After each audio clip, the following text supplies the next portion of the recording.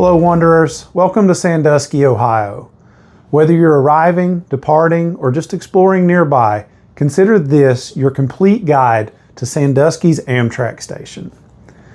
Now, Sandusky is home to one of Ohio's oldest Amtrak stations, but this beautiful Richardsonian Romanesque depot, built from Amherst stone, still shines with the charm of the late 19th century.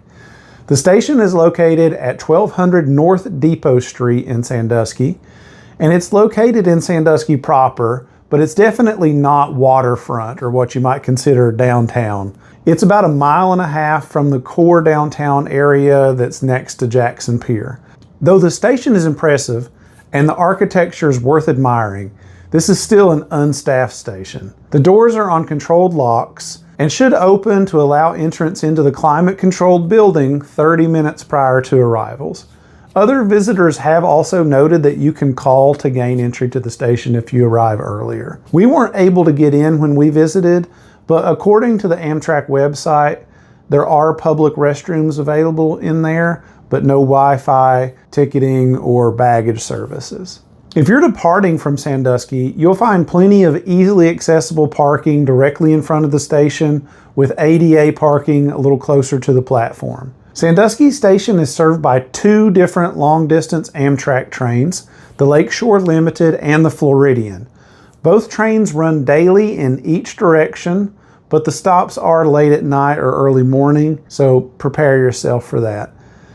If you're heading west into Chicago and beyond, the westbound Floridian will be scheduled to arrive at 4 a.m. and will get you to Chicago around 8:45 a.m. The westbound Lakeshore Limited arrives a little over an hour later at 5:13 a.m. and will arrive in Chicago at 10:12. Now, if you're heading the other direction and your destination is the East Coast, the eastbound Lakeshore Limited departs Sandusky at 4:23 a.m., arriving in New York at 6:47 p.m. the following evening, or in Boston that same evening at 8:32 p.m.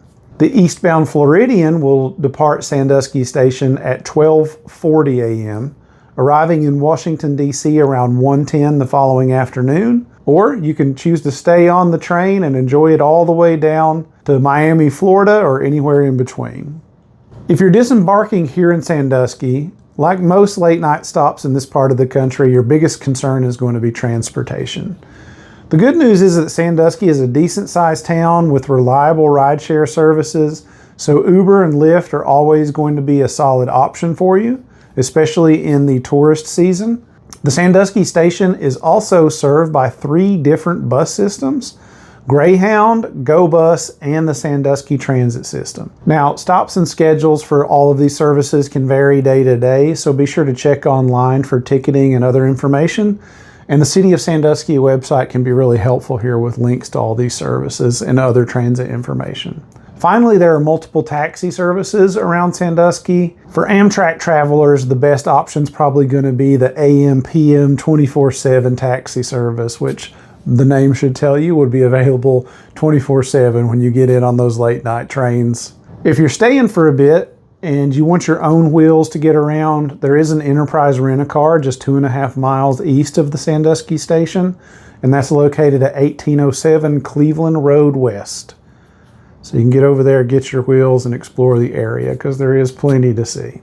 Now, Sandusky is littered with so many restaurants and bars, it'd be impossible for me to list them all. They're all super highly rated. I haven't been to all of them, but what we have visited has been great. But if we look just at a small area of Sandusky, right near the Jackson Street Pier on the waterfront, you'll find such hot spots as the Dockside Cafe, O Taco, Tony's, Mosley's Rooftop Bar, Cheeks Burgers, and the Barrel House Saloon.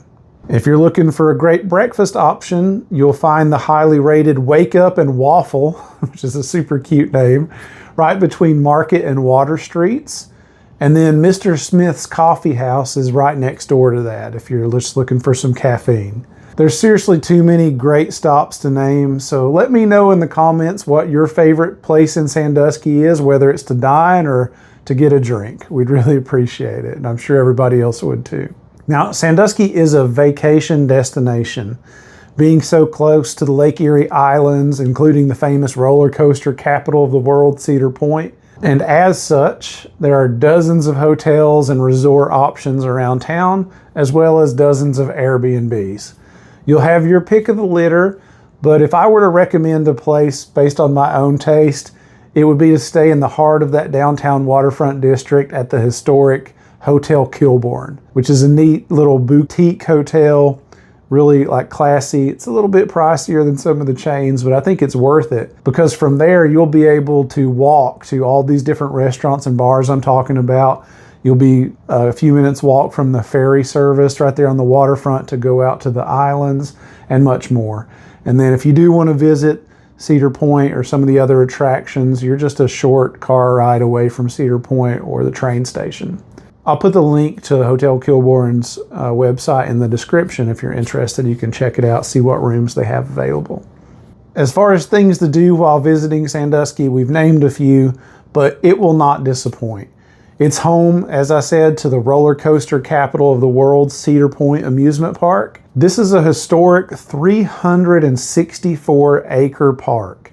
It opened all the way back in 1870, and it features some of the top roller coasters in the world, as well as an amazing water park and tons of other rides for kids of all ages. It's all located on an island just off the shore of Lake Erie, right outside of Sandusky's downtown. And if wild rides are what you're after, you'll find them there.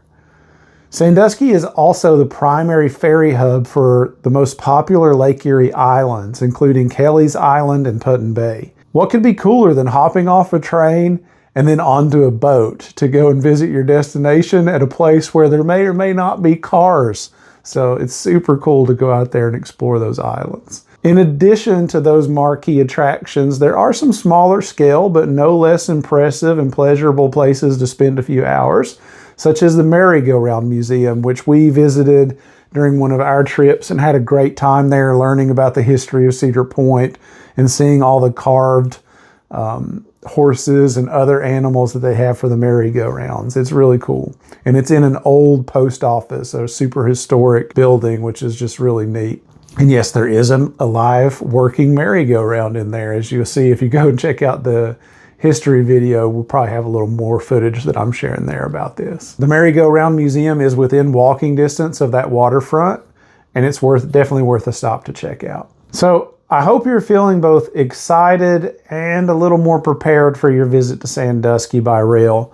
Amtrak is such an amazing way to travel and see the country, and Sandusky is definitely a stop that's worth the visit. Thank you for joining me today, and we'll see you on the rails.